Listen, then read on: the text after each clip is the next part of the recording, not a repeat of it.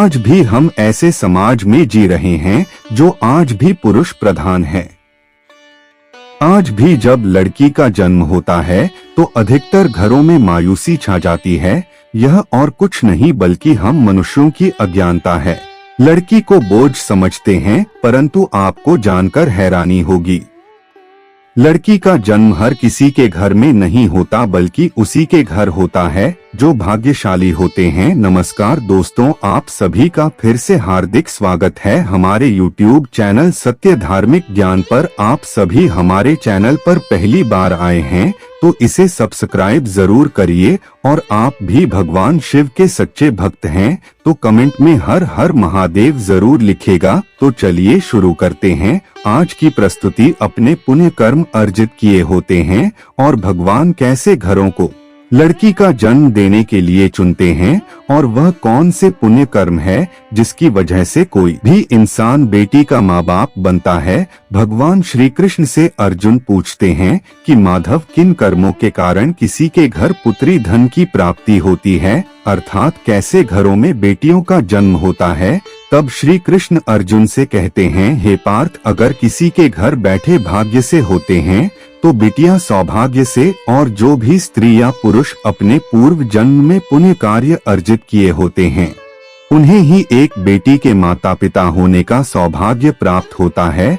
बेटियों को जन्म के लिए उन्हीं घरों को चुना जाता है जो बेटियों का भार सहन कर सके, क्योंकि तीनों लोकों में स्त्री अर्थात बेटियां ही ऐसी होती है जिसका भार हर कोई सहन नहीं कर सकता। वह बेटियां ही होती हैं जो इस सृष्टि को निरंतर चलायमान होने के लिए अपना सर्वस्व निछावर कर देती हैं। हे अर्जुन, पर जिस दिन इस सृष्टि में बेटियों का जन्म लेना रुक जाएगा उस दिन से धीरे धीरे इस सृष्टि का अंत हो जाएगा। भगवान श्री कृष्ण के इन बातों पर गौर किया जाए तो उनका कहा बिल्कुल सही है, क्योंकि बेटियां अगर नहीं होंगी तो किसी का भी वंश आगे नहीं बढ़ सकता। आपने भी कई लोगों को कहते सुना होगा कि जिस घर में बेटी का जन्म होता है वह घर स्वर्ग के समान होता है, क्योंकि बेटा तो केवल एक कुल को रोशन करता है, बेटियां तो दो कुलों को रोशन करती है। माता पिता के घर वो बेटी के रूप में अपने उत्तरदायित्व का निर्वहन करती हैं, तो ससुराल आकर एक बहू के रूप में सारे कर्तव्यों का पालन करती है। आजकल आप सुनते ही हो, बेटियां बहू परिवार में किसी के मर जाने पर उसका पिंड दान नहीं कर सकती, लेकिन यह बिल्कुल भी सही नहीं है, क्योंकि रामायण में बताया गया है कि प्रभु श्री राम के पिता राजा दशरथ की मृत्यु हो गई तो माता सीता अर्थात राजा दशरथ की बहू ने ही उनका पिंडदान किया था, जिससे उन्हें जन्म मरण के चक्र से मुक्ति मिल गई थी। इतना ही नहीं, हिंदू धर्म शास्त्रों में बताया गया है कि बेटियां भी अपने पिता के नाम का पिंडदान कर सकती हैं। वही अगर ससुराल पक्ष में कोई पुरुष नहीं है तो इस स्थिति में बहू भी पिंडदान कर सकती है। वह लोग बहुत किस्मत वाले होते हैं जिनकी घर में बेटी जन्म लेती है, वही वह परवल किस्मत के होते हैं जिनके घर एक से ज्यादा बेटियां होती हैं। शायद यही कारण है कि बेटियों को लक्ष्मी कहा गया है। दोस्तों, बहुत से लोगों की सोच यही होती है, बेटी है तो बिना समय गवाएं और इस पर पढ़ाई में पैसे लगाएं, जल्द से जल्द शादी कर दो, लेकिन यह सोच एक बेटी के भविष्य को बर्बाद कर देती है। जरा सोचिए, एक बच्ची के मन में कितने सपने होते हैं, उसे कुछ करना है लेकिन यह सपने सिर्फ सपने ही रह जाते हैं। इसलिए अपनी बेटियों को सपने पूरे करने देना चाहिए, उन्हें जीवन में हर वह खुशी दे जो उन्हें मिलनी चाहिए। एक बेटे से ज्यादा एक बेटी हमेशा अपने माता पिता के लिए सोचती है। माता पिता को प्यार और अपनापन बेटी ही दिखा सकती है। बेटी के जन्म को एक जश्न की तरह मनाना चाहिए। माता पिता को बेटी को हमेशा एहसास दिलाना चाहिए कितने खास है बेटी, क्या माता पिता के लिए बोझ होती है। मित्रों, बेटी कभी भी बाप पर बोझ नहीं होती, वह सिर्फ अपनी और अपने परिवार की किस्मत बनाने के लिए जन्म लेती है। एक कथा के अनुसार दो मित्र लंबे समय के बाद एक दूसरे से मिले। एक दोस्त ने दूसरे से उसका हाल पूछा तो जवाब में उसने कहा कि मेरे हाल तो एकदम बढ़िया है, और हो भी क्यों ना मेरे दो बेटे जो है। तभी वह अपने दोस्त से पूछता कि तेरे घर में कितने बच्चे हैं। दोस्त खुशी के साथ बताता है कि मेरे घर में 2 बेटियां हैं। उसका दोस्त भगवान का शुक्रिया अदा करता हुआ कहता है कि मैं धन्य हूँ, मेरे घर बेटियां नहीं। यह सुनकर पिता की आंखों में आंसू आ गए।